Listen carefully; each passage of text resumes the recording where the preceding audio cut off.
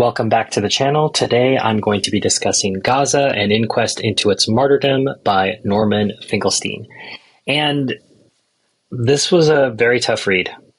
It's in two ways. One, there's a lot of judicial language in the book where they're talking about international law and military operations. So of the 400 something pages in the book, 300 of them are dedicated to dissecting reports by organizations like Human Rights Watch, Amnesty International, UN bodies.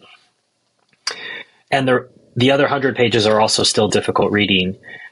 But the difficulty also will lie in wading through those reports. And I know at this point, you might say, if you've been following my book reviews, what else are you going to expose us to? Remember, it always gets worse. It can always be worse. The scale of tragedy can always go further. So this is definitely not for the light of heart. And I can't cover, as I always do in these reviews, I can't even really get too deep into the books, but what I can do is give you a sense and a taste of it. And hopefully, if you have time, you can go into it a little further yourself. So I'm just going to start with some statistics, okay? The panhandle of the Sinai Peninsula, Gaza is bordered by Israel on the north and east, Egypt on the south, and the Mediterranean Sea on the west. Approximately 250,000 Palestinians driven out of their homes during the 1948 war fled to Gaza and overwhelmed the indigenous population of some 80,000. Today, more than 70% of Gaza's inhabitants consist of expellees from the 1948 war and their descendants, and more than half of this overwhelmingly refugee population is under 18 years of age. Gaza has the second highest share of people aged 0 to 14 worldwide. Its current 1.8 million inhabitants are squeezed into a sliver of land 25 miles long and 5 miles wide. It is among the most densely populated areas in the world, more crowded than even Tokyo. So if you're unfamiliar with some basic numbers about Gaza, I hope that gives you some sense of things.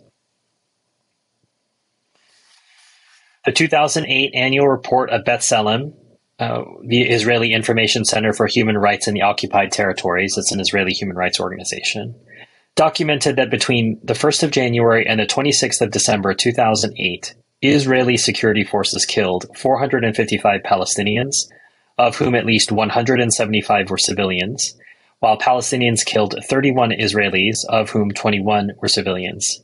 Hence, on the eve of Israel's so-called war of self-defense, the ratio of total Palestinians to Israelis killed stood at almost 15-1, while the ratio of Palestinian civilians to Israeli civilians killed was at least 8-1. In Gaza alone, Israel killed at least 158 non-combatants in 2008, while Hamas rocket attacks killed 7 Israeli civilians, a ratio of more than 22-1.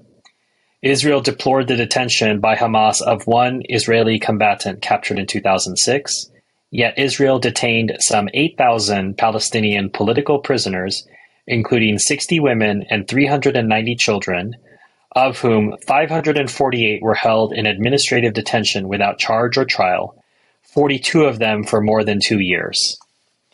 So anyone who wants to tell you, oh, there's wrong on both sides, or what about Hamas, the numbers don't lie.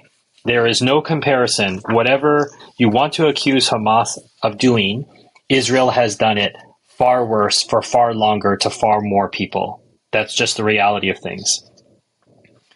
If you remember Operation Cast Lead, we did a book review on Gaza Writes Back. I'll put a card to that in the video. This is an extended explanation from Finkelstein about some of the attacks that happened to infrastructure during Cast Lead. Israel did not just attack Gaza's civilian population and its humanitarian support system. It also systematically targeted Gaza's civilian infrastructure. In the course of Cast Lead, Israel destroyed or damaged 58,000 homes. 6,300 were completely destroyed or sustained severe damage. 280 schools and kindergartens. 18 schools were completely destroyed and 6 university buildings were razed to the ground. 1,500 factories and workshops, including 22 of Gaza's 29 ready-mix concrete factories.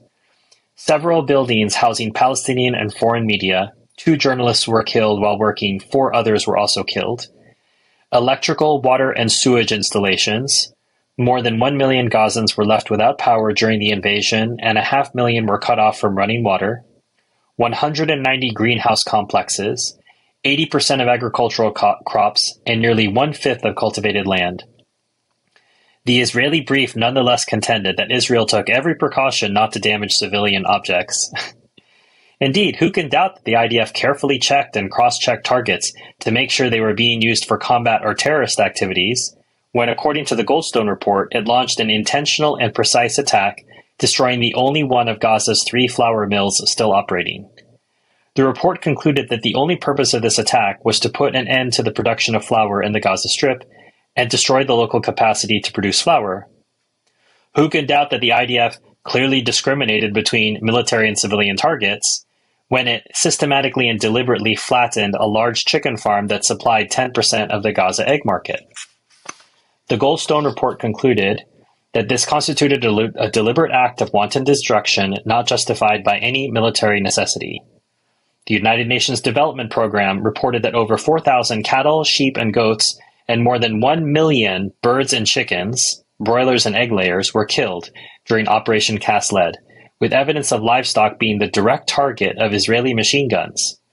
If the death and destruction appeared to be indefensible, Israel alleged after the invasion it was only because of the limit to the amount of intelligence it can share with commissions of inquiry without compromising operational capabilities and intelligence sources.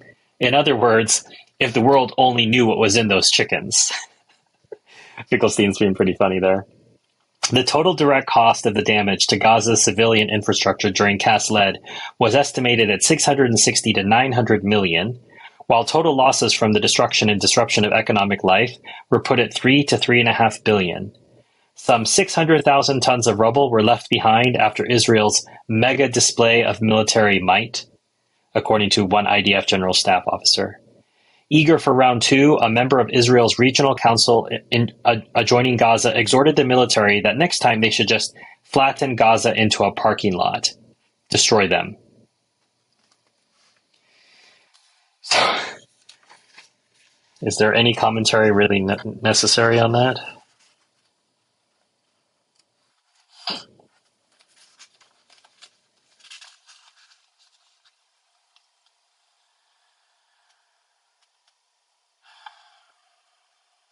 This is from a report from Amnesty International. Post-conflict briefings to soldiers and public statements of Israeli officers suggest that the high death toll and massive destruction were not seen as regrettable side effects, but achievements or accomplishments that would keep Gaza quiet for 5 years. An intelligence corps soldier quoted senior army officers saying, 2,000 dead and 11,000 wounded, 500,000 refugees, decades worth of destruction, harm to lots of senior Hamas members and to their homes, to their families. These were stated as accomplishments so that no one would doubt that what we did during this period was meaningful. Another Israeli soldier told Breaking the Silence that the aim in bombings was to deter them, scare them, wear them down psychologically. These statements indicate an intention to generate material damage as deterrent. The organization Breaking the Silence, I don't know if it's still in existence now, but it would allow IDF soldiers to state what had happened anonymously.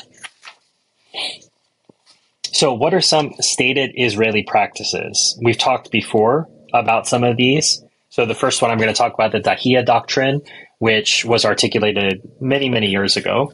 But it was during the war in Lebanon.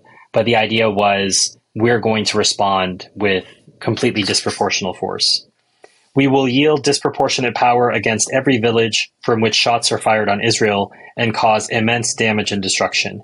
This isn't a suggestion. This is a plan that has already been authorized. The next war will lead to the elimination of the Lebanese military, the destruction of the national infrastructure, and intense suffering among the population. Serious damage to the Republic of Lebanon, the destruction of homes and infrastructure, and the suffering of hundreds of thousands of people are consequences that can influence Hezbollah's behavior more than anything else. That is a crime. Collective punishment of a civilian population is an international war crime, recognized. With an outbreak of hostilities, Israel will need to act immediately, decisively, and with force that is disproportionate. Such a response aims at inflicting damage and meting out punishment to an extent that will demand long and expensive reconstruction processes.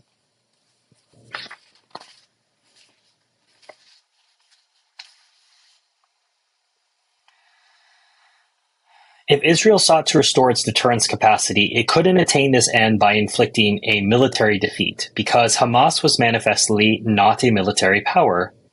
It is not clear that any opponent of Israel felt Hamas was really strong enough to be a serious test of Israeli ground forces.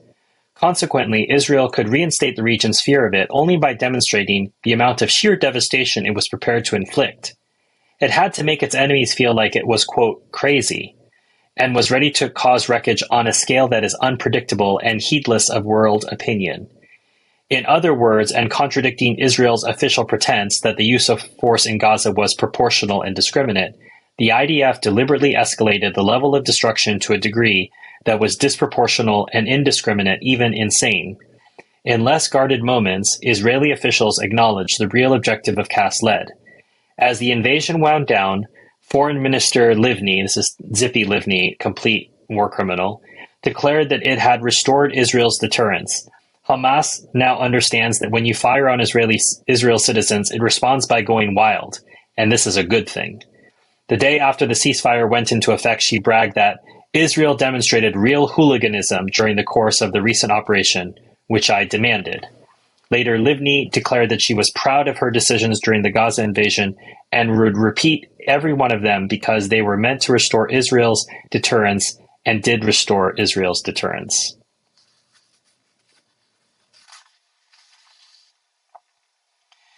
Another coming from a report from Amnesty International.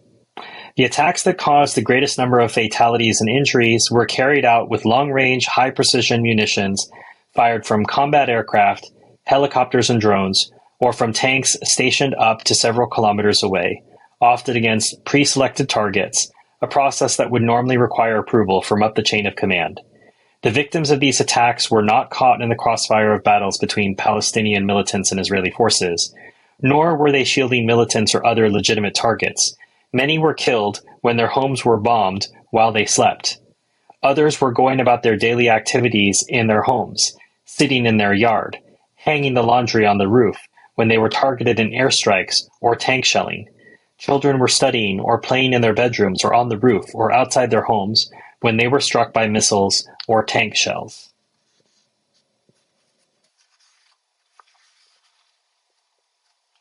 And if I didn't mention it, obviously this is about Gaza. Most of the conversation is going to be about Operation Cast-Led, Operation Protective Edge, which came after, and the attack on the Mavi Marmara, a humanitarian ship. That incident occurred in between those two Israeli operations. So I may not be quoting from which operation this is happening. The Mavi Marmara, that was a naval attack. That will be pretty obvious. But if I'm quoting, this is usually going to be talking about either Protective Edge or Cast-Led. And I'll try my best to allude to which one I'm talking about if it's obvious. Professor Gerald Steinberg of Bar Ilan University declared that Israel had the moral right to flatten all of Gaza. And with a little bit of irony, Finkelstein notes, Steinberg founded the university's program on conflict resolution and management. Oh, you can't make it up. These people have no self-awareness. Another policy, remember we talked about the Dahiya doctrine, which states the use of disproportional force. There's also the Hannibal doctrine, which we saw in effect on October the 7th, that if Israel sees one of their own people captured, whether they're civilians or soldiers, they will kill you rather than let you be taken as a hostage or kidnapped. They would rather just kill you. To reconcile these conflicting impulses, Israel codified a macabre military doctrine dubbed the Hannibal Directive that effectively sanctioned the killing of its own combatants if they fell into enemy hands and could not be rescued, on the tacit principle that the death of captured soldiers is preferable to them being taken alive. Yeah. Most moral army in the world, don't forget. This one's talking about Lieutenant Hadar Golding, who they used the Hannibal doctrine on. Even after it became clear from forensic evidence that Goldine was dead, however, the murderous assault continued, although at a somewhat diminished intensity, as an act of revenge and to administer a lesson. The assault on Rafah unfolded in the near absence of armed resistance. Hardly any return fire was reported, Amnesty found, and the IDF suffered no casualties, as jets, drones, helicopters, and artillery were raining fire at pedestrians and vehicles at the intersections, indiscriminately hitting cars, ambulances, motorbikes, and pedestrians, while civilians attempted to flee the inferno were hit by missiles and artillery. More than 2,000 bombs, including one-ton bombs, missiles, and artillery shells were fired on the first day, 1,000 shells within 3 hours of Goldine's capture.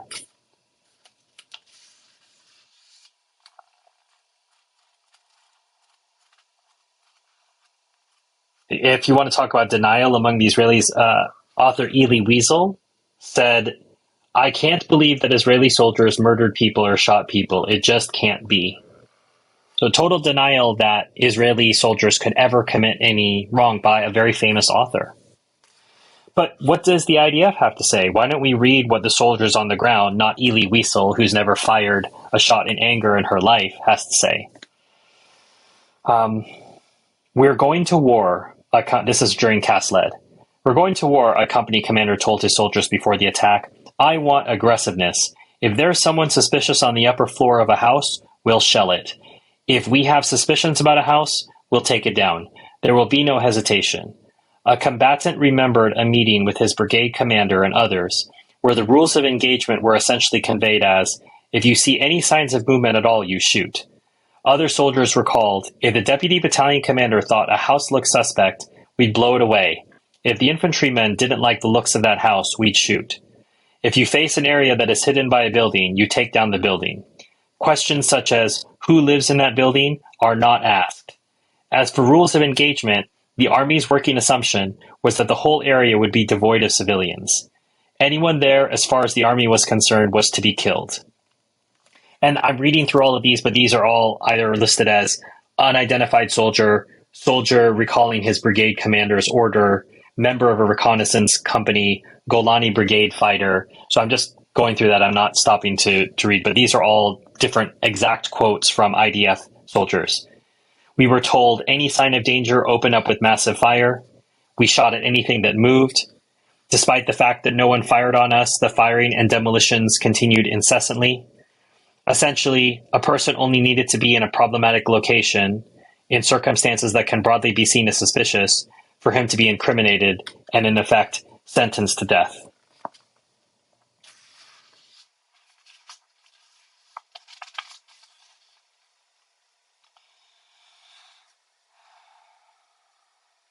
We demolished a lot.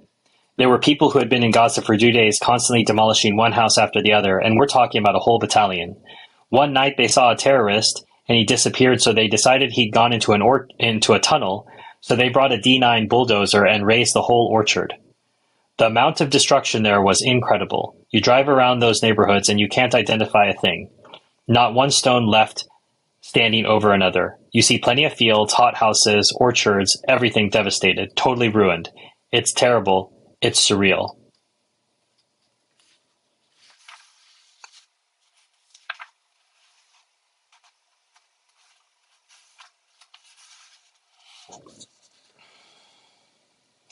When we left after the operation, it was just a barren stretch of desert. We spoke about it a lot among ourselves, the guys from the company, how crazy the amount of damage we did there was. I quote, "Listen, man, it's crazy what went on in there. Listen, man, we really messed them up. It's nothing but desert now, that's crazy." It looked like a science fiction movie, serious levels of destruction everywhere. Everything was really in ruins and non-stop fire all the time. This is from Protective Edge. Before the entrance on foot to the Gaza Strip, a crazy amount of artillery was fired at the entire area. Before a tank makes any movement, it fires every time. Those guys were trigger happy, totally crazy. These are IDF soldiers talking about their own other fellow IDF soldiers. The explosion's effects caused major amounts of damage, but that doesn't interest anyone. Use it, explosives can't be taken back, the platoon commander says. I don't want to leave explosives with me. You're shooting at anything that moves, and also at what isn't moving. Crazy amounts. It also becomes a bit like a computer game. Totally cool and real. The unfathomable number of dead on one of the sides, the unimaginable level of destruction, the way militant cells and people were regarded as targets and not as living beings. That's something that troubles me. Shells are being fired all the time, even if we aren't actually going to enter. Shells, shells, shells. What happens is, for 7 days straight, it's nonstop bombardment. That's what happens in practice.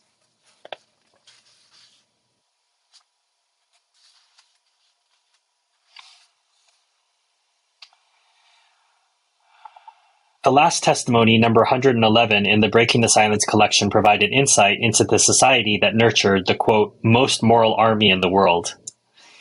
You leave the Gaza Strip, and the most obvious question is, did you kill anybody? And IDF's infantry sergeant rude. Even if you meet the most left-wing girl in the world, eventually she'll start thinking, did you ever kill somebody or not? And what can you do about it? Most people in our society consider that to be a badge of honor. So everyone wants to come out of there with that feeling of satisfaction. This is the society that creates the IDF. They feed off of each other.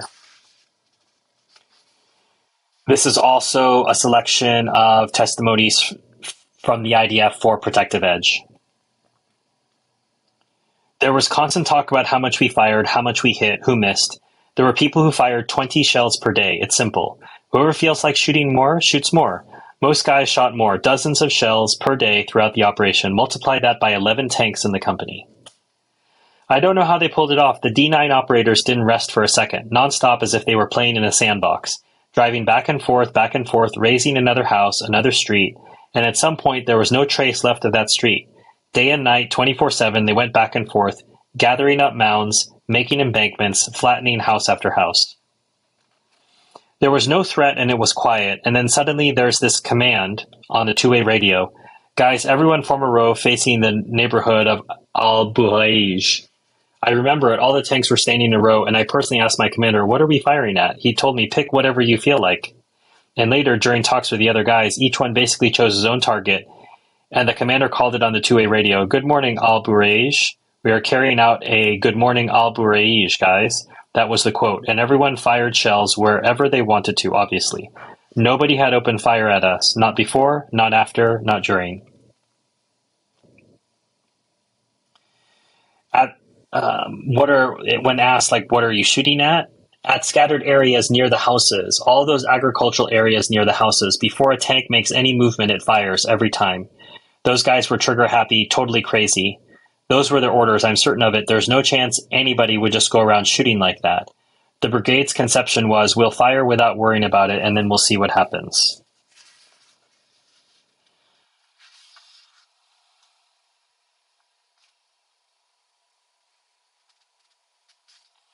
There are all kinds of considerations about why to blow up a house. One of them, for example, is when you want to defend some other house. If there's a house blocking your field of vision and you want to expose the area so that it's easier to defend, sometimes we blew up a house that when we suspected there was an explosive device in it, but I think ultimately we blew up pretty much the entire neighborhood.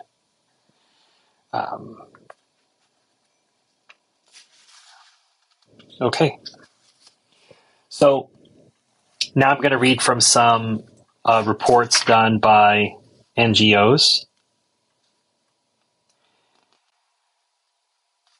on, let's see what, let me make sure which this is from.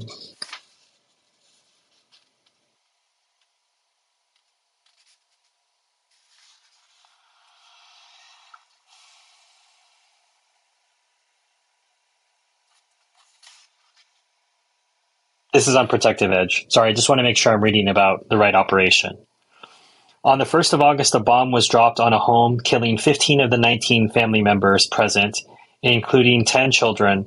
All were civilians, and all the adults except one, a 51-year-old unemployed worker, were female. One witness recalled, it took 3 days to find all the bodies. The decomposing body of one dead child was found on the roof of the neighboring house.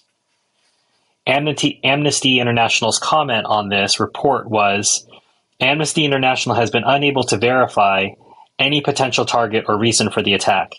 Even if there had been a military target nearby, the attack appears to have been disproportionate or otherwise indiscriminate. Finkelstein comments, if there was no known potential target or reason for the attack, it perplexes why Amnesty speculated on the possibility, even if, that there was one. If a legal assessment is to be based on evidence, this was a straightforward targeted attack on civilians and a civilian object. And I think that's something we've come to realize since October the 7th, that we know now that Israel targets civilians. We know what they say, but you don't listen to what people say, you watch what they do, and you watch them record it on TikTok and upload it to social media. They target civilians intentionally. So we already knew this in Cast Lead and Protective Edge, but we never had social media behind us. And that's something, again, the Israelis never counted on, is that now everything's being exposed on social media, and they can't lie their way out of a video. On the 2nd of August, a bomb was dropped on 4 adjacent makeshift dwellings, killing 8 civilians, including 6 children. None of those present were identified as members of armed groups. One witness recalled the prior Israeli alert. They were saying, "The Israel Defense Forces is warning you not to go outside your houses or move from one place to another unless you want to put yourself in danger. You've been warned." So they tell us not to go out, and then they destroy our house on top of us. One dead child was thrown onto the roof of a concrete house. A second was shredded into pieces, while a third's head was cut open and his brain was coming out. On the 2nd of August, an airstrike on a residential building killed 9 people, including 5 children.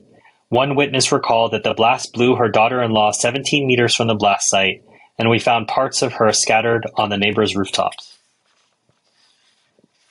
And I know that it's not pleasant reading, and I don't like reading this, but I don't want to shy away from what happened, and I want all of us to suffer in this as well. It's not pleasant, it's not nice to read, but we have to honor the dead by reading the facts.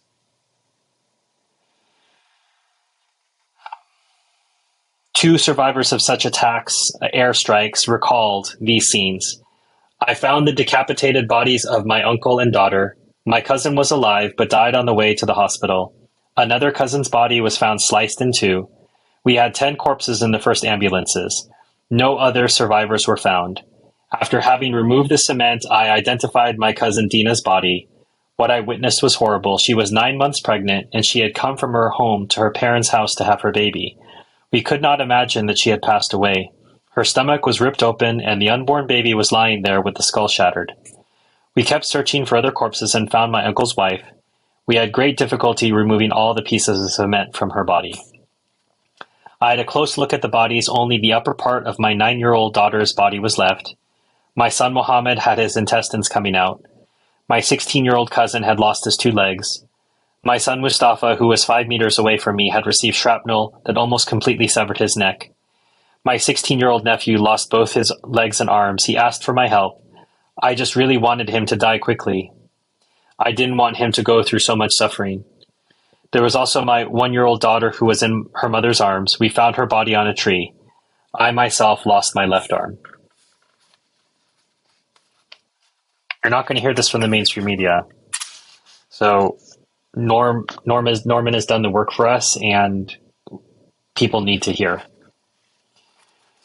Here's how weapons experts describe the impact of the GBU-31, which Israel used in several of the airstrikes investigated by the report.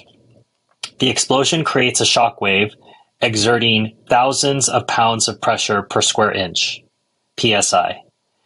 By comparison, a shock wave of 12 PSI will knock a person down, and the injury threshold is 15 pounds PSI. The pressure from the explosion of a device, such as the Mark 84 JDAM, can rupture lungs, burst sinus cavities, and tear off limbs hundreds of feet from the blast site, according to trauma physicians. When it hits, the JDAM generates an 8,500-degree fireball, gouges a 20-foot crater as it displaces 10,000 pounds of dirt and rock, and generates enough wind to knock down walls blocks away and hurl metal fragments a mile or more. There is a very great concussive effect. Damage to any human beings in the vicinity would be pretty nasty. I've said from pretty early on that the U.S. is complicit in this war on Gaza, and that's not anything new. Let's read a little bit more about this. During Cast-led, Israel was repeatedly caught misrepresenting, among many things, its deployment of white phosphorus. As the invasion got underway, an IDF spokesman informed CNN, "I can tell you with certainty that white phosphorus is absolutely not being used." While IDF Chief of Staff Gabi Ashkenazi told the Knesset Foreign Affairs and Defense Committee, the IDF acts only in accordance with what is permitted by international law. What a joke. And does not use white phosphorus. Even after numerous human rights organizations conclusively documented Israel's illegal use of white phosphorus, an Israeli military inquiry persisted in these prevarications. A former senior Pentagon analyst and senior military analyst with Human Rights Watch, recalling Israel's train of lies during both the 2006 Lebanon War and Cast-led, rhetorically asked, "How can anyone trust the Israeli military?" What's the U.S. part in that? Human Rights Watch reported that Israel repeatedly exploded white phosphorus munitions in the air over populated areas, killing and injuring civilians and damaging civilian structures, including a school, a market, a humanitarian aid warehouse, and a hospital. The IDF fired white phosphorus at the UNRWA headquarters in Gaza City despite repeated warnings from UN personnel about the danger to civilians. At the UN school in Beit Lahia, even as the UN had provided the IDF with the GPS coordinates of the school prior to military operations, and at the Al-Quds hospital, although it was clearly marked and there does not appear to have been fighting in that immediate area. Human Rights Watch also noted that all of the white phosphorus shells recovered by it in Gaza were manufactured in the United States. Israel cannot manufacture their own white phosphorus shells. They have to buy them from America. For those of you who don't know what white phosphorus is, white phosphorus ignites and burns on contact with oxygen, generating a dense white smoke. It is used primarily to camouflage military operations on the ground. In the instant case, however, Human Rights Watch found that if Israel wanted an obscurant for its troops, it could have used smoke shells manufactured by an Israeli company, and that its persistent firing of white phosphorus, where no Israeli forces were present on the ground, indicated that it did in fact serve as an incendiary weapon, which killed civilians, because that's what the IDF does, is deliberately targets civilians, particularly children. I think probably the younger the better. Now, keep in mind, remember the accusation is that Hamas uses human shields. Not only has this been proven not to be true, it's actually the Israelis who use human shields. Contrary to repeated allegations by Israeli officials of the use of, quote, human shields, Amnesty International found no evidence that Hamas or other Palestinian fighters directed the movement of civilians to shield military objectives from attacks. It found no evidence that Hamas or other armed groups forced residents to stay in or around buildings used by fighters, nor that fighters prevented residents from leaving buildings or areas which had been commandeered by militants. Amnesty International delegates interviewed many Palestinians who complained about Hamas's conduct, and especially about Hamas's repression and attacks against their opponents, including killings, torture, and arbitrary detentions, but did not receive any accounts of Hamas fighters having used them as human shields. In the cases investigated by Amnesty International of civilians killed in Israeli attacks, the deaths could not be explained as resulting from the presence of fighters shielding among civilians, as the Israeli army generally contends. In all of the cases investigated by Amnesty International of families killed when their homes were bombed from the air by Israeli forces, for example, none of the houses struck was being used by armed groups for military activities. Similarly, in the cases of precision missiles or tank shells which killed civilians in their homes, no fighters were present in the houses that were struck, and Amnesty International delegates found no indication that there had been any armed confrontations or other military activity in the immediate vicinity at the time of the attack. If it found no evidence that Hamas used human shields, Amnesty did, however, find ample evidence that Israel used them. The Israeli brief avowed that the rules of engagement of the IDF strictly forbade the use of civilians as human shields, and that the IDF took a variety of measures to teach and instill awareness of these rules of engagement in commanders and soldiers. But in fact, Israeli soldiers used civilians, including children, as human shields, endangering their lives by forcing them to remain in or near houses which they took over and used as military positions. Some were forced to carry out dangerous tasks, such as inspecting properties or objects suspected of being booby-trapped. Soldiers also took position and launched attacks from and around inhabited houses, exposing local residents to the danger of attacks or being caught in the crossfire. Other human rights investigations, in particular the graphic accounts in the Goldstone Report and the post-invasion testimony of Israeli soldiers, corroborated the IDF's use of human shields. So, hilariously, darkly hilarious, obviously, whatever Israel accuses Hamas of doing, they'll usually have done it. Sometimes Hamas hasn't done it at all, but in any case, the IDF always seeks to beat out everybody else. Remember, it's the most moral army in the world, and you're the most moral in the army in the world by targeting civilians. So, the Al-Samouni incident and the Goldstone Report is a separate story in and of itself. The fact that it was disowned by Goldstone, no one really knows why. But the other people who worked with Goldstone on the report refused to disown it. So the fact that he doesn't change the facts. And he doesn't adduce any new evidence other than to just say, I believe whatever the IDF tells me.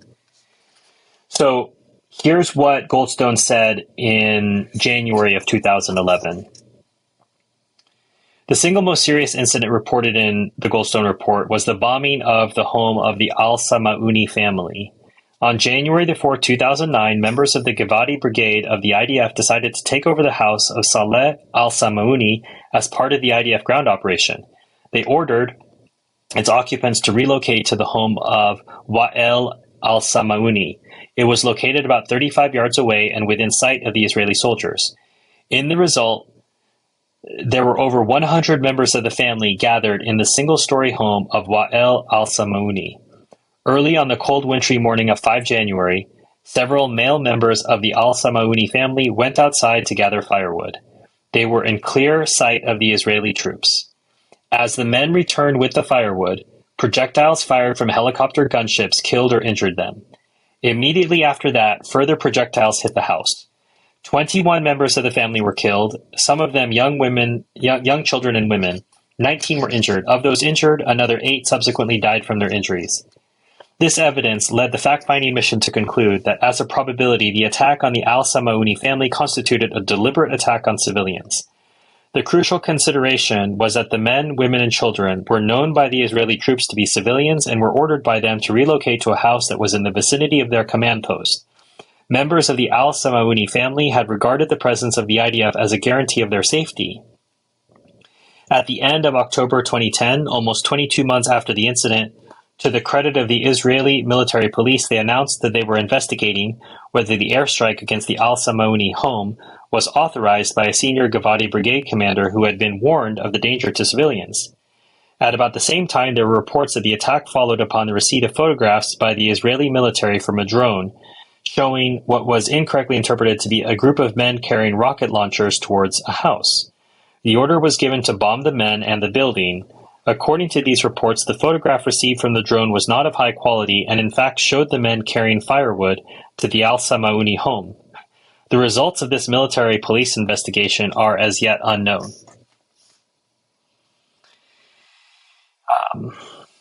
So what was Amnesty's comment on this in March? The decision to approve the airstrike was reportedly based on drone photographs of men from the al-Samouni family breaking apart boards for firewood. The photographs were interpreted in the war room as Palestinians armed with rocket-propelled grenades. But at the time the photographs were received, the family had already been confined to the building and surrounded and observed by soldiers from the Givati Brigade in at least 6 different nearby outposts for more than 24 hours. At least some soldiers in these outposts would have known that the family were civilians since they themselves had ordered the family to gather in Wa'el al-Samouni's home. Some of these officers reportedly testified to the military investigators that they had warned Colonel Malka that there could be civilians in the area. UN experts in March of 2011. Media reports further informed that a senior officer who was questioned under caution and had his promotion put on hold told investigators that he was not warned that civilians were at the location. However, some of those civilians had been ordered there by IDF soldiers from the same officer's unit, and Air Force officers reportedly informed him of the possible presence of civilians. Despite allegedly being made aware of this information, the officer apparently approved airstrikes to kill 21 people and injured 19 gathered in the Samouni house. So I either have to believe that the IDF is incompetent or that they deliberately target civilians. I actually choose both. I think the IDF is incompetent and they deliberately target civilians. And we have much evidence that helps us know that.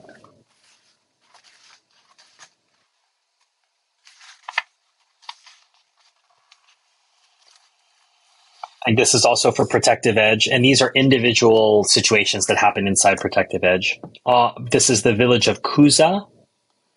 On the 21st of July, the village of Khuza'a, located near the Israeli border, came under Israeli air assault, and on the 22nd of July, the IDF physically isolated it from the outside world, fragmented it internally, cut off the electricity, and shot up the water supply. The village then came under intense fire from the air and the ground. The report stated that Khuza'a became a zone of active fighting and everything in it was turned into a target. But it's unclear why the report used the phrase zone of active fighting. Neither it nor other sources documented any firefights or IDF casualties. By the operation's end, some 70 Gazans, including at least 14 civilians, were dead, and 740 buildings were damaged or destroyed. The report homed in on several incidents during the assault on Khuza'a. Among them, civilians holding a white flag attempting to leave Khuza'a were confronted by a group of IDF soldiers who opened fire on them. 11 were seriously injured. Khuza'a's only clinic was struck by repeated Israeli airstrikes, and an ambulance found a 6-year-old boy who was critically injured.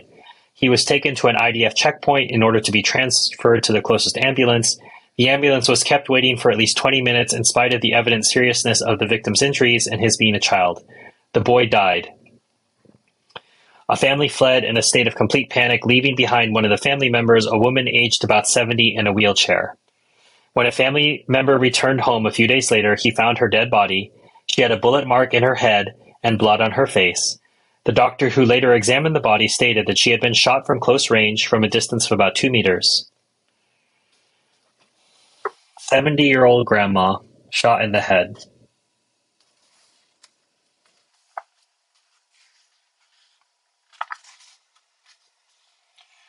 The Shuja'iyya market. On the 30th of July, Israel announced a 4-hour unilateral truce, but it qualified that the ceasefire would not apply to the areas in which IDF soldiers are currently operating. The report homed in on a bloody sequence of incidents in a Shuja'iyya neighborhood. The roof of a home was hit by high-explosive mortar shells that killed 8 family members, including 7 children aged between 3 and 9 who were playing there, and their grandfather aged 70. Israel purported that the attack was in response to an anti-tank missile and a burst of mortar fired from the neighborhood that injured 1 soldier. The IDF then fired another round of shells 10 minutes later, just as 3 ambulances and the paramedics arrived at the scene. The IDF deliberately targets civilians and ambulances, which also hit many of the people who had gathered around the family house to try and help survivors. The report cited a journalist eyewitness who was stunned by the apparent targeting of ambulances and journalists who had rushed to provide assistance to the injured and cover the incident. It further noted that eyewitness accounts are corroborated by 2 video recordings, one of which showed a dying cameraman continuing to film and the ambulances being hit by a rocket.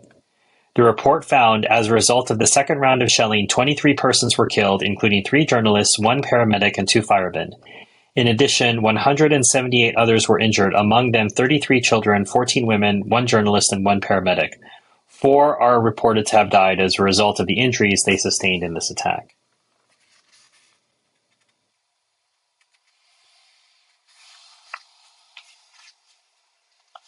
The Beit Hanun School. The report stated that UNRWA was in regular contact with Israeli officials, had given them the school's coordinates on 12 occasions, and had informed them that the school was being used as a designated emergency shelter. It further stated that Beit Hanun was witness at the time of the incident to heavy fighting, including daily shelling in the vicinity of the school. As the fighting intensified, the shelter's occupants were persuaded to leave, and a time slot for their evacuation was synchronized between the IDF and UNRWA. An IDF commander subsequently conveyed his intention to target other schools in the area, allegedly because a Hamas arsenal was hidden among them, but had reconfirmed at least twice that the designated emergency shelter would not be targeted. However, as families gathered their belongings and assembled in the school courtyard on the 24th of July to await bus transportation, the building was suddenly attacked by at least two 120-millimeter high-explosive mortar projectiles, one hitting the middle of the schoolyard and a second the steps in front of the school's entrance. Israel variously alleged that Hamas prevented the shelter's occupants from leaving at the assigned time, that the attacks had been caused by Hamas rockets misfiring, and that soldiers returned fire at locations from which Palestinian missiles had been fired at them. The report found no evidence supporting these official Israeli alibis. On the contrary, it noted that witnesses consistently affirmed that there had been no rocket fire from the school, nor militants operating in its vicinity, nor any suspicious activity. The report concluded the fact that the attack occurred before implementation of an evacuation agreement indicates that the advance warning communicated to UNRWA by the IDF was not effective, i.e., the IDF targets civilians, particularly children. They love killing children. It's their favorite thing. Jabalia School. The report stated that prior to 30 July, Israeli agencies were notified 28 times in 14 days about the site's use as an UNRWA shelter, and that Israel had confirmed receipt of this information. In addition, UNRWA was in steady contact with the relevant Israeli agencies by email and telephone. But on the 30th of July, without advance warning, the school was hit by a barrage of four 155-millimeter high-explosive projectiles and our artillery indirect fire weapon. 18 people were killed, including 3 children. The IDF alleged that Hamas had fired at Israeli armed forces from the vicinity of the school. The report, however, found no evidence corroborating the Israeli allegation. Rafah School. The report stated that on the 3rd of August, a precision-guided missile hit the street in front of the school, killing 15 people, including at least 7 children. Israel alleged that the IDF had fired an aerial-launched missile at a motorcycle, which had been carrying 3 militants from Palestinian Islamic Jihad. The report didn't adduce evidence either supporting or belying the official Israeli version of what happened, but a subsequent investigation by the Al-Mizan Center for Human Rights, which is a Palestinian-based human rights organization, found that 2, not 3 Gazans were riding the motorcycle, and both were civilians. So, I know that was difficult to hear. Trust me, it's difficult to read. But those of you who want to understand what's been happening most recently in Gaza before October the 7th, to know that this happened long before October the 7th, and the way that the IDF conducted itself in cast lead and protective edge, frankly, was a lead up, a practice for what has been happening since October the 7th. So as you read through and you're horrified by what you'll read in the book, you'll realize it was just practice. The IDF was practicing for what it was going to do here. And the war continues as I record this video, and children continue to die because they're directly they're precisely targeted by the IDF with their precision weapons. They use their precision weapons and they film it and they upload it to TikTok and to other social media. I shared something on X the other day of an IDF soldier filming him shooting somebody in the head and then celebrating it, an unarmed civilian. They deliberately target civilians because they're the most moral army in the world. Remember that. I don't want to use the word enjoyed because it's hard to enjoy something like this, but if you appreciated this video, if it helped you learn, I would encourage you to share this with others, consider subscribing. If you want to support the channel, you can buy this book. There'll be a link in the description. That's one of the ways you can support this channel. Another way you can support this channel in a stronger way would be to join my Patreon or become a YouTube member.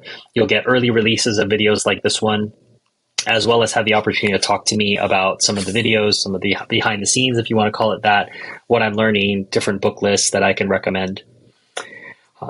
You can also buy something from my Amazon wish list, which is also linked below. As I say, that's going to probably be for 2025 at this point. I just got too much on covering Israel and Palestine this year. And a reminder that any of the income that I get from all these different sources a portion of it is going to go to the Palestine Children's Relief Fund, which provides medical care to children who survive deliberate targeting from the IDF, or who are just injured or couldn't get medical care. So they help everybody, whether they've been wounded in combat or not. And their they're a worthy cause. So if you'd like, you can also donate to them directly on their website if you choose not to support my channel for any reason. But either way, if you support me, you'll support them indirectly, or you can choose to support them directly. I would encourage you to do so. Until next time, enjoy your reading.